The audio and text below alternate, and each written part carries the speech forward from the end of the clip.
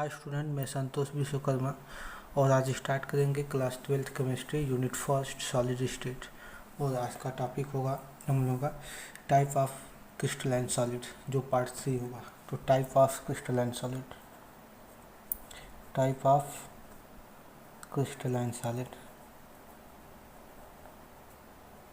Solid ये type of crystalline solid ये following types के होते हैं।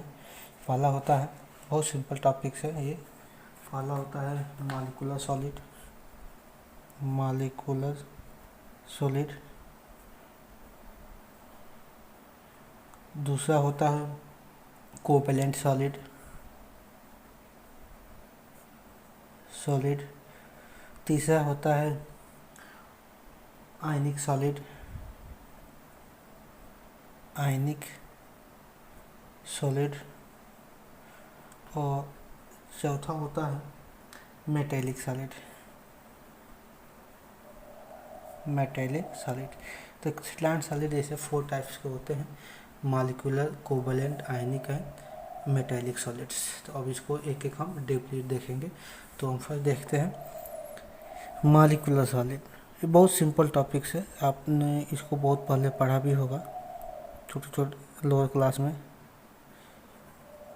मॉलिक्यूलर सॉलिड, मॉलिक्यूलर सॉलिड में हम बात करेंगे सबसे पहले कॉन्स्टिट्यूएंट पार्टिकल की। किसका? Constituent particle. आप खुद से नोट बना सकते हैं इसका। कॉन्स्टिट्यूएंट पार्टिकल इसमें आपका हो सकता है क्या, अब मॉलिक्यूलर है तो मॉलिक्यूल होगा, तो कॉन्स्टिट्यूएंट पार्टिकल क्या होंगे? कॉन्स्टिट्यूएंट पार्टिकल्स आर, लिख सकते हैं इसे or molecules. Constituent particle molecules होंगे, क्योंकि मॉलिक्यूलर सॉलिड तो मॉलिक्यूल ही होंगे कॉन्स्टिट्यूएंट पार्टिकल। और दूसरा फोर्स, अगर फोर्स की बात करें तो इसमें वान डर वाल फोर्स आता है। वान डर वाल फोर्स इसमें मिलेगा आपको, जो कि वीक फोर्स होता है। क्या होता है? वीक फोर्स होता है। ये आप क्लास 11 में पढ़े होंगे। मॉलिक्यूलर में जब भी फोर्स की बात करेंगे, 2 और मोर मॉलिक्यूल्स के बीच में अगर फोर्स की बात आए तो वान डर वाल फोर्स ही वहाँ पे होता है। और ये क्या होते हैं? वीक होते हैं, बहुत आसानी से टूट जाते हैं। अगर नेक्स्ट की बात करें तो पोलर सॉल्यूट इसमें होता है, पोलर सॉल्यूट होता है। अब जानते हैं मॉलिक्यूल है तो मॉलिक्यूल पोलर मॉलिक्यूल भी होंगे, नॉन पोलर मॉलिक्यूल भी होंगे। तो पोलर मॉलिक्यूल में पोलर सॉल्यूट होगा। और पोलर सॉल्यूट में क्या क्या होगा? डाइपोल डाइपोल इंटरेक्शन होगा, डाइपोल डाइपोल इंटरेक्शन होगा, इंटरेक्शन होगा। जैसे कि एग्जांपल दे दें तो HCl ले सकते हैं, हाइड्रोक्लोरिक एसिड। तो ये भी तो HCl है, ये भी मॉलिक्यूलर है। ये HCl हो गया, ये मॉलिक्यूल्स हैं। और इनके देखिए H है, इस ये और Cl दोनों क्या है? पोलर है यहाँ पे। तो यहाँ पे डाइपोल डाइपोल इंटरेक्शन होगा। अगर हम MgO की बात करें, मैग्नीशियम ऑक्साइड की, तो यहाँ पर भी पोलर होगा, यहाँ पर भी। एक्सेट्रा ले लीजिए, बहुत सारे हैं। आप जानते हैं कि पोलर में कितने मॉलिक्यूल्स आते हैं, जिसमें दो चार्ज हो, एक पॉजिटिव एक नेगेटिव चार्ज हो, तो उसमें सबके सब ये पोलर सॉल्यूट ही आ जाएंगे या पोलर मॉलिक्यूल ही आ जाएंगे। इसमें होता क्या है? इसमें होता है विच हैव डिफरेंट इलेक्ट्रॉनिक। जितने भी एलिमेंट यहाँ पे हैं सबके पास क्या होते हैं? डिफरेंट इलेक्ट्रोनेगेटिविटी होती है, उसी को तो पोलर बोलते हैं। अगर डी की बात करें, डी की, तो इसमें पोलर अगर हुआ है तो नॉन पोलर भी होगा, नॉन पोलर सॉलिड। यहाँ पे पोलर सॉलिड भी लिख सकते हैं, पोलर सॉलिड लिख दिया मैंने, पोलर सॉलिड भी यूज कर सकते हैं। तो इसमें जानते हैं नॉन पोलर में लंदन डिस्पर्सन फोर्स, या डिस्पर्सन बोल लीजिए या लंदन फोर्स बोल लीजिए, तो इसको लंदन फोर्स बोल लेते हैं। लंदन फोर्स होता है, यानी कि इनके बीच में जो नॉन पोलर होगा सॉलिड, उसके बीच में लंदन डिस्पर्सन फोर्स होगा, यानी कि बहुत ही वीक फोर्स होते हैं, जिसको इंस्टेंटेनियस फोर्स भी बोला जाता है। इसको इंस्टेंटेनियस फोर्स भी बोला जाता है, इसको डिस्पर्सन फोर्स भी बोला जाता है। इसको आर लिख सकते हैं, R dispersion force, dispersion force भी इसको बोल सकते हैं। ये एक ही टाइप के मालिक्यूल में लगेगा, ये ऐसा एक ही टाइप के एटम में लग सकता है। जैसे एग्जांपल ले लें H2, क्योंकि ये भी तो मालिक्यूल है, तो यहाँ पे ये दोनों क्या है, H दो H है, यानी कि ये नॉन पोलर होंगे। जैसे मैं I2 ले लूँ तो ये भी नॉन पोलर में आ जाएंगे। यहाँ तक कि CO2 जो है, CO2 भी नॉन पोलर में आता है, एक्सेट्रा। ये हो गए। इसके बाद से Br2 भी ले सकते हैं, Cl2 भी ले सकते हैं, बहुत सारे ले सकते हैं। इनकी इलेक्ट्रोनेगेटिविटी क्या होती है, सेम होती है, ड्यू टू सेम इलेक्ट्रोनेगेटिविटी की वजह से ये नॉन पोलर बिहेवियर करते हैं। नेक्स्ट होता है हाइड्रोजन बॉन्डिंग। इसमें अगर ई की बात करें, यहाँ पे होता है हाइड्रोजन बॉन्डिंग। अगर हाइड्रोजन बॉन्डिंग की बात करें तो हाइड्रोजन बॉन्डिंग में भी मालिकुलर आ जाएगा, जैसे वाटर है, वाटर, तो वाटर भी क्या है आपका, ये मालिकुलर सॉलिड में है, क्योंकि वाटर अगर आइस देखें तो आइस में ये आइस है, तो आइस में H2 होगा, तो वहाँ पर भी हाइड्रोजन बॉन्डिंग होगा, जो आसानी से हाई टेम्परेचर पे या लो टेम्परेचर पे इसके बॉन्ड डिस्कनेक्ट हो जाते हैं। हाइड्रोजन बॉन्ड मतलब ये वीक बॉन्ड ही होते हैं। तो इसमें सबसे अच्छी बात यह है कि इसके कांस्टेंट पार्टिकल मॉलिक्यूल्स होते हैं, क्योंकि मॉलिक्यूलर सॉलिड है। फोर्स वांडर वाल फोर्स होगा, क्योंकि वीक फोर्स है, तो वांडर वाल फोर्स जो फोर्स होता है उसमें भी 2 टाइप्स के होते हैं। एक तो पोलर होते हैं, एक होता है नॉन पोलर। तो पोलर जो होते हैं उसको हम सेपरेट अलग अलग कर दिए हैं। तो पोलर सॉलिड या पोलर सॉलिड में डाइपोल इंट्रैक्शन होगा, और नॉन पोलर सॉलिड में होगा क्या, लंडन या डिस्पर्सन फोर्स होगा, या हाइड्रोजन बॉन्डिंग होगा, जो आइस होगा। ये सब एग्जाम्पल हो गए मॉलिक्यूलर सॉलिड के। दूसरा क्या है, दूसरा हमारे पास है कोवेलेंट सॉलिड। कोवेलेंट सॉलिड को हम नेटवर्क सॉलिड के भी नाम से जानते हैं। इसको हम नेटवर्क सॉलिड भी लिख सकते हैं। यहाँ पे देखिए, दिस सॉलिड इज कॉल्ड, लिख सकते हैं, पहला पॉइंट है, इट इज आल्सो कॉल्ड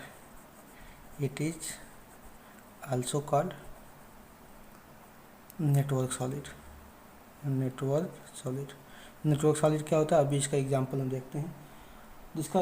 और नेक्स्ट बात है कि इसके भी कांस्टिट्यूएंट पार्टिकल की बात करेंगे, तो कांस्टिट्यूएंट पार्टिकल क्या हो जाएंगे, इसमें एटम, कोवेलेंट है तो कोवेलेंट में एटम ही पार्टिसिपेट करते हैं।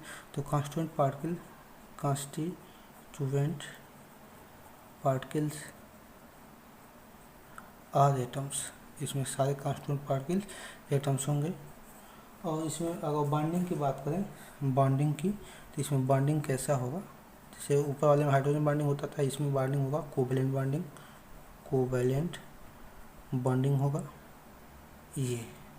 उसके बाद से इसमें एग्जांपल अगर देखा जाए, एग्जांपल में आ जाएगा आपका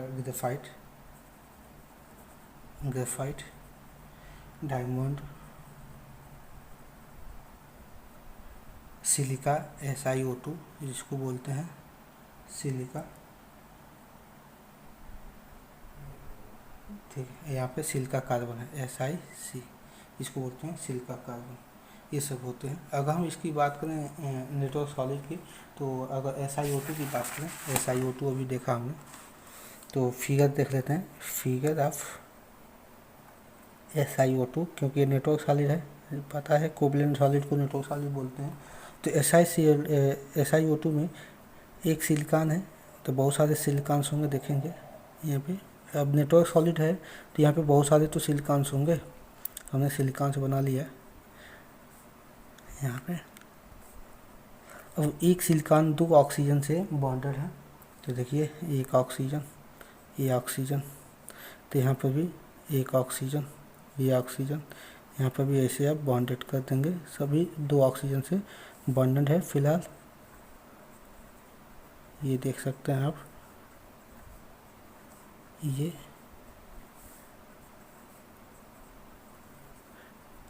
ऑक्सीजन, ये भी oxygen, oxygen, oxygen, oxygen, oxygen, oxygen. लेकिन ये मॉलिक्यूल हो गया SiO2।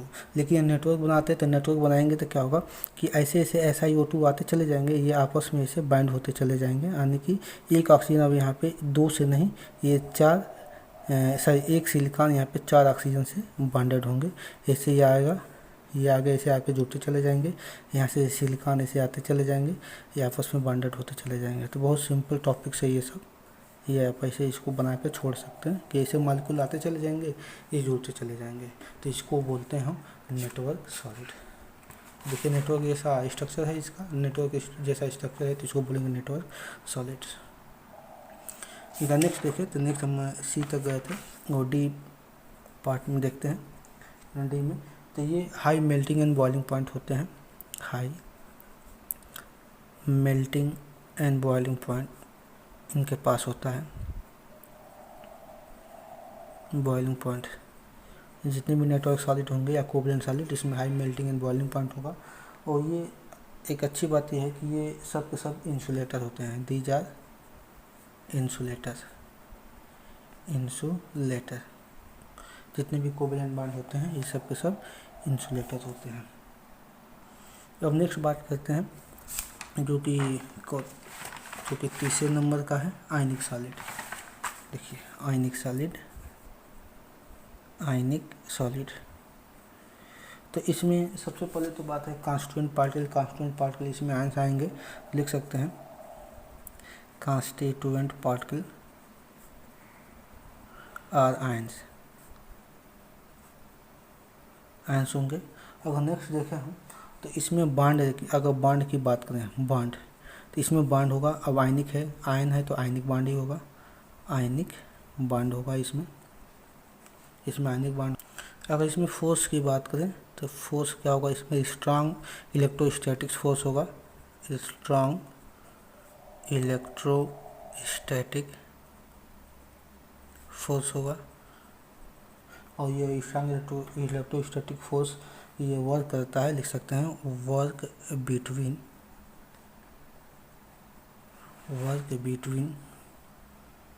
Cation and anion. इसमें कैटायन होंगे, एनायन होंगे, आयनिक में कैटायन एंड एनायन। नेक्स्ट की बात करें, नेक्स्ट में अगर एग्जाम्पल की बात करें, इसका एग्जाम्पल नेक्स्ट नहीं, एग्जाम्पल ले लेते हैं। जैसे NaCl आ गया तो इसमें आयनिक बॉन्ड होंगे क्योंकि इसमें Na प्लस है और क्या है Cl माइनस है। अगर कोई भी है, अगर MgO की बात करें तो ये भी क्या है Mg2 प्लस है और प्लस O2 माइनस है। तो यहाँ पे सब कैटायन आयनायन होते हैं, इनके बीच में स्ट्रॉन्ग इलेक्ट्रोस्टैटिक फोर्स होता है। इनकी नेक्स्ट है, इनकी मेल्टिंग और बॉइलिंग पॉइंट हाई होती है, वेरी हाई मेल्टिंग पॉइंट्स हैं, बॉइलिंग पॉइंट और मेल्टिंग पॉइंट क्या होते हैं, बहुत ज़्यादा हाई होते हैं। और नेक्स्ट टॉपिक से हमारा आयनिक, क्या इसमें कौन सा होगा, इसमें हो गया मॉलिक्यूलर हो गया, कोवलेंट होगा, आयनिक होगा। और हमारे पास है मेटैलिक, तो मेटैलिक लिख सकते हैं। नेक्स्ट है फोर्स मेटैलिक सॉलिड। तो मेटैलिक सॉलिड में देख लेते हैं क्या क्या। इसमें कॉन्स्टिट्यूएंट पार्टिकल मेटल होंगे, कॉन्स्टिट्यूएंट पार्टिकल्स आर मेटल।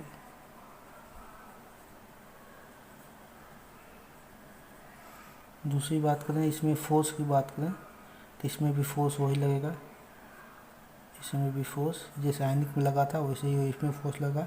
इसमें लगेगा strong electrostatic force, electrostatic force इसमें भी लगेगा। और नेक्स्ट बात करें कोर एंड कर्नल में लगेगा, जैसे इसमें आयनिक में लगता था कैटायन और आयन में, तो यहाँ पे किसके बीच में लगेगा, कोर और कर्नल में। और कोर और कर्नल आप पढ़ लिए होंगे ये क्लास 11th में। तो लिख सकते हैं कि स्ट्रॉन्ग इलेक्ट्रोस्टैटिक फोर्स वर्क, लिख सकते हैं वर्क बिटवीन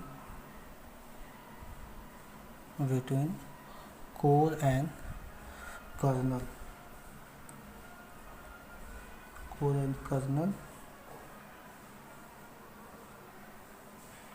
एंड कर्नल में लगते हैं इलेक्ट्रॉन्स, लिख सकते हैं यहाँ पे इलेक्ट्रॉन्स।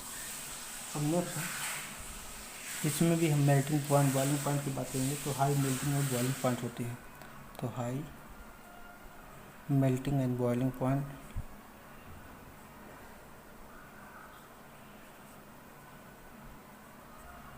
नेक्स्ट में अगर यहाँ पे बैलेंसी की बात करें, अगर बैलेंसी इंक्रीज होती है तो मेटैलिक कैरेक्टर भी क्या होगा, इंक्रीज होगा। ये भी इंक्रीज होगा। अगर ये इंक्रीज होगा तो वैलेंसी इंक्रीज होगा तो मेटालिक करेक्टर इंक्रीज होगा, और ये हार्डनेस बनेगा, क्या होगा, बहुत ज़्यादा हार्ड बनेगा, ये हार्ड बनेगा। अगर यहीं पे क्या बात करें हम वैलेंसी की, अगर वैलेंसी को हम डिक्रीज करें ये, तो मेटालिक करेक्टर भी क्या हो जाएगा, डिक्रीज कर जाएगा। ये भी मेटालिक करेक्टर डिक्रीज करेगा और ये सॉफ्ट हो जाएगा। इसीलिए क्या होता है कि जो सोडियम होता है उसकी मेटालिक करेक्टर डिक्रीज होती है, इसीलिए सोडियम क्या होता है, सॉफ्ट होता है ये। तो thanks for watching my this video. Next video में हम नेक्स्ट टॉपिक्स पढ़ेंगे। धन्यवाद।